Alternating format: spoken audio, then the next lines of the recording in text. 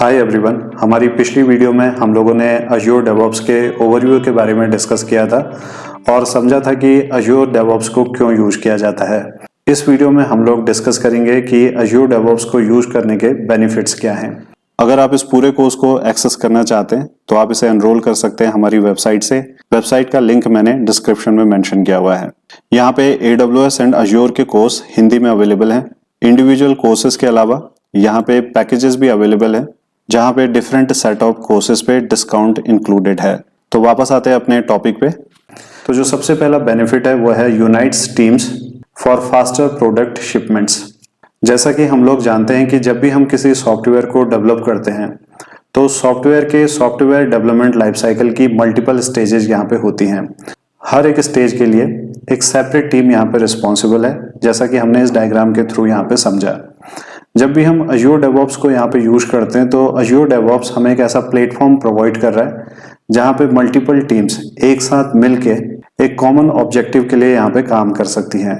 Azure DevOps की मदद से इन सारी टीमों के बीच का जो कोऑर्डिनेशन है वो बहुत ही आसान हो जाता है और हम लोग कंपैरेटिवली फास्टर स्पीड से अपने प्रोडक्ट को अपने कस्टमर को यहाँ पे डिलीवर कर सकते हैं।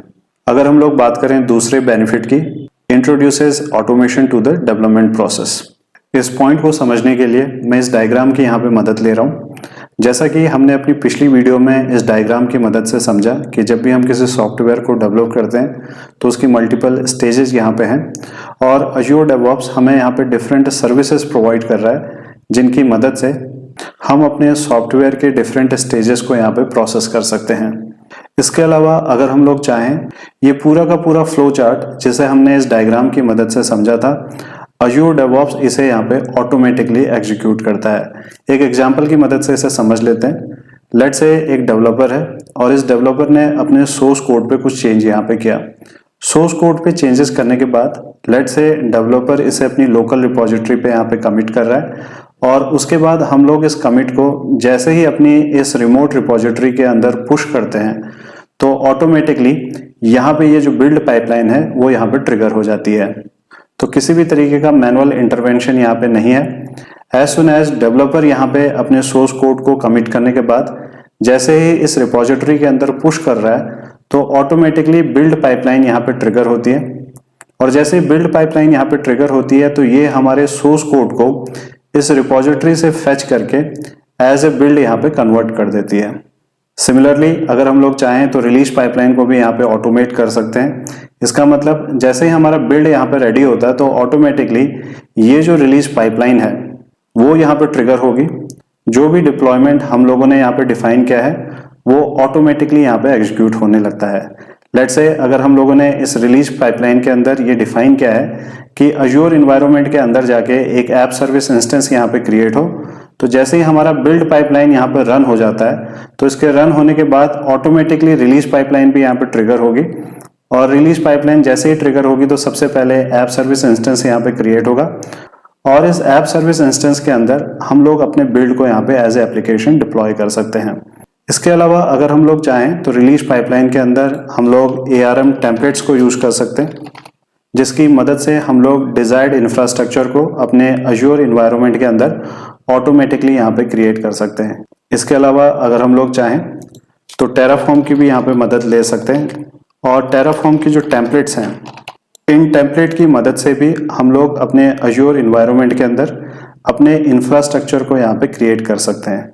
तो ये जो भी प्रोसेस यहाँ पे हो रहा है वो ऑटोमेटिकली यहाँ पे एग्जीक्यूट होगा, यानी जैसे ही हमारी बिल्ड पाइपलाइन यहाँ पे रन होती है तो ऑटोमेटिकली ये इस रिलीज पाइपलाइन को यहाँ पे ट्रिगर करेगा।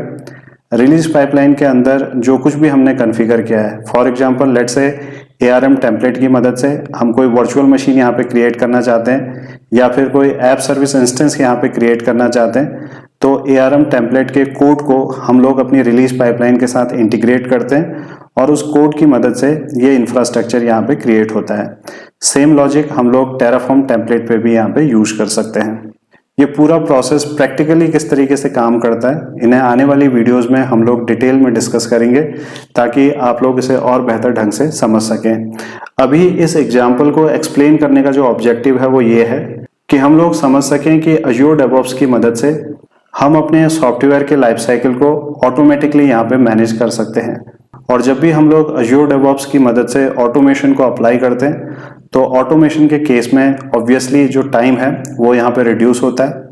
इसके अलावा हम लोगों ने बोर्ड सर्विस के बारे में डिस्कस किया था, जिसकी मदद से हम लोग वर्क आइटम क्रिएट करते हैं और उन वर्क आइटम को कंसर्न टीम या फिर इंडिविजुअल्स को असाइन करते हैं ताकि हम लोग अपने काम को यहाँ पर ट्रेस कर सकें, ये इंश्योर कर सकें कि जो भी काम है वो एक डिफाइंड टाइम फ्रेम में यहाँ पे पूरा हो।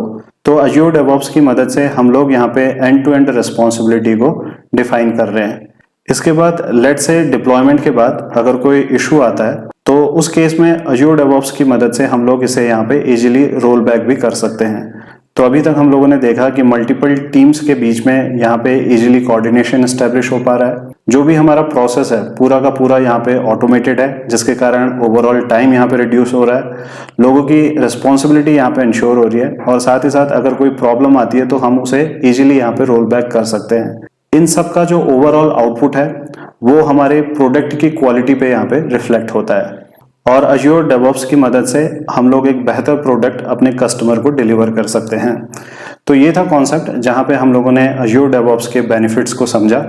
अगली वीडियो से हम लोग प्रैक्टिकल को यहाँ पे स्टार्ट करेंगे, जहाँ पे सबसे पहले हम लोग ये समझेंगे कि DevOps के अकाउंट को किस तरीके से क्रिएट करते हैं। आई होप आपको ये टॉपिक समझ में आया हो। मिलते हैं अगली वीडियो में। Thank you.